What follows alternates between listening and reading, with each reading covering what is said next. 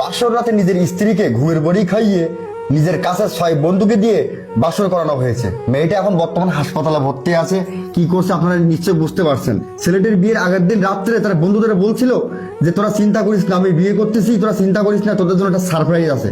তো বিয়ের দিন যখন সবাই ঘুমায় পড়ে, তাদের মেয়েটাকে ঘুমের বড়ি খাওয়ানো হয়েছে। তারপরে প্রত্যেক বন্ধুকে ফোন করা হয়েছে, তোরা চলে আয়, আমাদের বাসায় চলে আয়, তোদের জন্য সারপ্রাইজ আছে।